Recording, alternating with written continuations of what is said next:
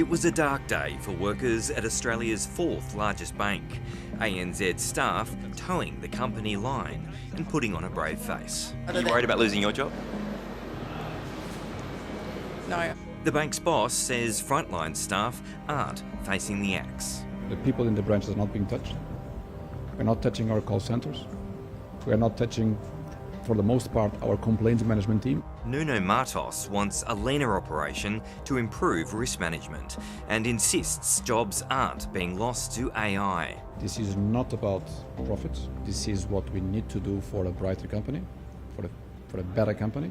This is not, as the new CEO, Nuno Matos calls it, a flagging bank. Since when is a $7 billion profit flagging and failing as a bank? 3,500 jobs will go by next September, around 8% of its global workforce. Another 1,000 contractors will also be axed. Staff who worked for Suncorp Bank when it was taken over by ANZ in 2024 are protected under the bank's obligations to the federal and Queensland governments. The restructure will cost the bank $560 million before tax. It is simply outrageous, this behaviour. If we can't rely on one of our most profitable top 10 ASX companies in this country to employ and offer good jobs, I'm not sure what we can rely on. The Financial Services Union said staff in Melbourne are predominantly in the firing line. The union says 800 workers will find out if their jobs are going this week, while the ANZ's boss says he expects most of the job cuts will be done by early next year. Our members are absolutely distraught. Many of them found out this morning while they were at home making the kids sandwiches for school or on their commute to work. They got their newsfeed on the phone. I don't think that's true.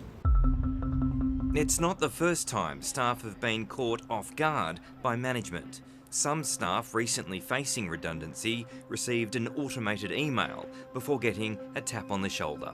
I publicly came and I apologise, first to the employees and second publicly.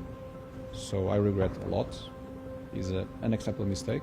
Analysts expect more mass layoffs in the banking sector over the next 12 months. It has to be the tip of the iceberg because obviously ANZ is very different. But you're seeing at the moment, like obviously with the introduction of AI and other cost efficiencies, that's going to be a feature of the banking industry. So you'd expect over the next few years they'll be losing a lot of jobs. Between the major four, it could be in the tens of thousands.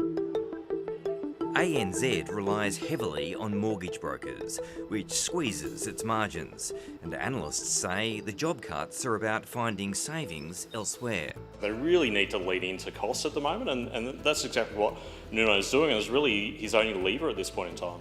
This mass sacking of workers is another PR disaster for the bank, also facing an ASIC investigation for alleged misconduct in its bond trading division.